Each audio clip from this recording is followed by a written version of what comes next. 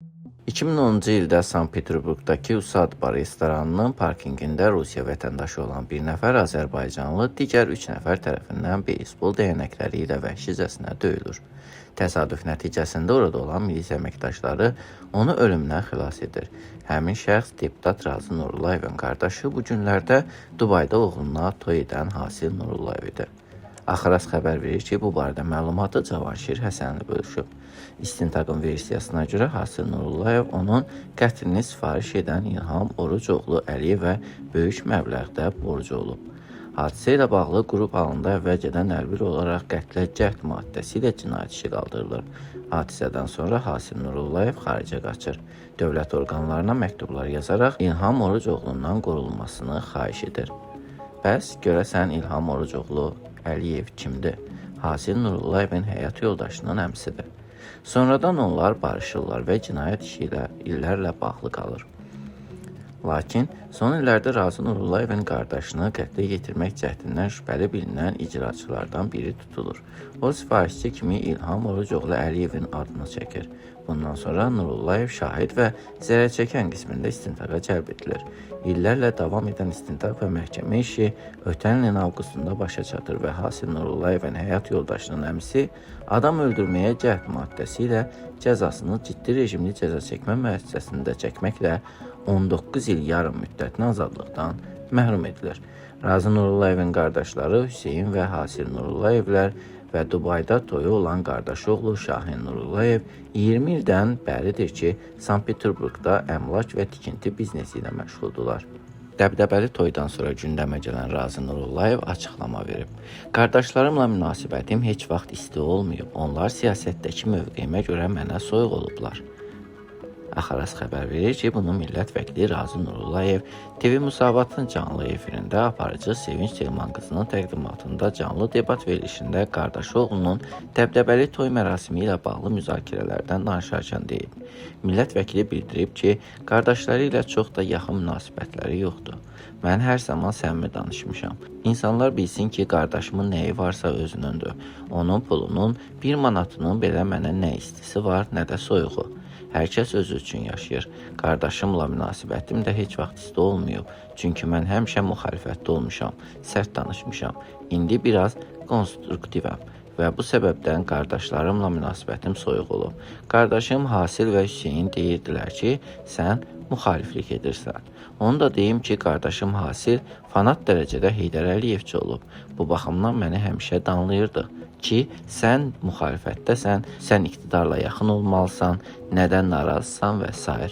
Aramızdakı narazılıq buna görə olub. Lakin bütün hallarda biz qardaşıq. Sadəcə siyasi baxışımız o zamanlar fərq yaradırdı, deyə Razı Nurullayev bildirib. Razı Nurullayev buna nə deyir? Razı Nurullayev dəbdəbəli toy mərasimlərinə hər zaman demək qarşı çıxan birisi idi. Bəs necə oldu ki, öz ailəsinə söz keçirə bilmədi? Və hətta belə çıxır ki, Razı Nurullayev bu qədər zəngindir və indi baxıram bəzi tamaşaçılarımız yazır ki, adamın pulu var, zəngindir, qardaşı oğluna da belə bir toy edir. Dərhal artıq ilk reaksiyanı yazdılar. Əslində vəziyyət necədir, Razı bəy?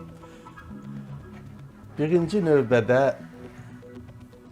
hər bir vəzifəli şəxs birinci növbədə özünə və ailəsinə cavabdehlik daşıyır. Amma hər bir kəsin qardaşı var, bacısı var, ayrı təsərrüfatdır, ayrı yaşayır, başqa ölkədə yaşayır. Əmsi uşağı var, dayısı uşağı var, xalası qızı var, xalası oğlu var. Yəni nəsil, hər kəsin nəsli kökü böyükdür. Və sual yaranır ki, insan necə hər bir kəsə bir vəzifəli şəxsin vəzifəsidirmi hər bir kəsə nəzarət eləsin və necə nəzarət edə bilər və niyə nəzarət etməlidir ki? Mənim qardaşım 80-ci illərdə, 2 qardaşım yaşayanlar 80-ci illərdə İmişlinin Xəlfəli kəndindən, kəndin bir əhalisindən anamın aldığı borc pulla Rusiyaya gediblər, Yekaterinburg şəhərinə. Orada yaşayıblar, sonra Peterburg şəhərinə köçüblər. 3 ildə, 5 ildə bir dəfə Azərbaycana gəlib gəlməyiblər. Rusiya vətəndaşlarıdır. Övladları orada doğulub, orada böyüyüb. Rusiya vətəndaşlarıdır. Orada oxuyublar. Və mən də onların üzünü 3 ildə, 5 ildə bir dəfə görmüşəm. Onların öz həyatı, öz işi, öz biznesi var. Və hansı zülümlərlə qazanıblar, nələri var, heç bir olan Allah da şahiddir ki, onların nələri var, heç onu da mən bilmirəm. belə bilmək marağımda olmayıb. Onların öz həyatı və bu gün o toyu olan qardaşımın oğlu heç o atasının pulu ilə də özünə toy etməyib, öz pulu ilə edib. Biznesmendir. Gözəl oxuyub, çalışıb, bizneslə məşğuldur. Uşaqlığından indi atasının yanında olub, bizneslə məşğuldur. Özü qazanır, atasına ehtiyacı yoxdur, atasına da hələ kömək eləyir. Artıq o özü dayağısında dayanan bir şəxsdir və eyni zamanda da yaxşı bir yerdən də evlənib, özü tapıb, bir tanış olub, evlənib. O ailə də kifayət qədər imkanlı ailədir. Biz də onlar bizə deyəndən sonra mən də onları tanımışam, tanımamışım, tanımırdım belə. Yəni bunlar özləri yaşayıb, özləri qazanıblar. Bunun mənə nə aidiyyatı var ki? Keçək ikinci bir məsələyə.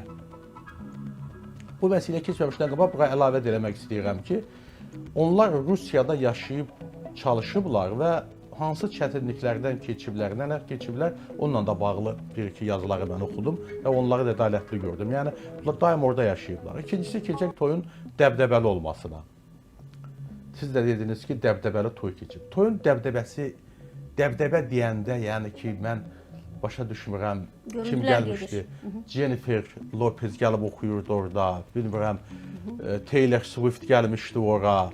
Adlı sanlı Rusiyanın müğənniləri gəlmişdi, hansı ki, yəni ki, dəbdəbəli toy. Birincisi, dəbdəbə deyəndə burada 300-400 adam iştirak eləməlidir. 50 nəfərlik toy, 50 nəfərlik toy və hamısı dünyanın müxtəlif ölkələrindən və əsasən Rusiyadan gələn bəyin dostları və qardaşımın yəqin ki, orada indi tanıdığı insanlar dəvət olunurlar, gəlib iştirak ediblər. Yarı ayaq üstə, yarı masa, çöldə, həyətdə bir toy olur və əgər orada indi o atəşfəşanlığı göstərilirsə də mən hər gün elə müxtəlif yerlərdə atəşfəşanlıqdan qulaq tutduq Azərbaycanda da. Və orada cəmi 2 müğənni olub. Azərbaycanın ən zəif bir toyunda onlarla müğənni gəlib oxuyur. Onlarla müğənni gəlib oxuyur. Yəni bu dəbdəbə nəyə deyilir ki? Yəni ora bir 50 nəfərlik toyun nə dəbdəbəsi? Və insanın özünün işi var, müxtəlif yerlərdə, ölkələrdə işləyib, özü gidib danışıb olub. Yəni burada şirdiləsi və mənə bağlanası bir məsələ yoxdur. Ümumiyyətlə insanlar və bu qulaq asanlar və vətəndaşlara demək istəyirəm ki, hər bir Azərbaycanda ümumiyyətlə bilmirəm indi subyektivmi, obyektiv səbəbdən yaranıb ki, əgər kimsə tanınan bir şəxsdirsə, öndədirsə, onun adı tanınırsa, şəxsiyyəti tanınırsa, qohum əqrəbasında nə baş verir, onun üzərinə yükləyirlər. Bu nə dərəcədə ədalətli və düzgün ola bilər və onu yazanlar da, deyənlər də çox gözəl bilirlər. Çünki hər bir kəsin ailəsində qardaşı da var, atası, anası var, bacısı var, əmisi oğlu var, dayısı oğlu var. Və hər bir kəsin ailəsində kiminsə az-çox pulu var, kiminsə az-çox vəzifəsi var, kiminsə az-çox ayaq üstündə dayanmaq imkanları var. İndi o insanlara sual verirəm ki, o insanların qazandıqları sizə nə verir? Hər bir kəsin ayrı ailəsi var və hər bir kəsin öz evində öz qazancı özünündür. Heç kim gətirib heç kimə çörək vermir. Qardaş da olsun, bacı da olsun. Bir imkan olanda, hər hansı bir çətinliyə düşəndə, insan xəstələnəndə, insanın bir ehtiyacı olanda gedib kimə ağız açırsan və gəlib sənə kömək eləyər. Heç kimin qazancı, heç kimin deyil. İnsan, bir insanın insana veriləcək, təmənnasız veriləcək sevgi və maddiyyat ancaq ata-anadan gəlir.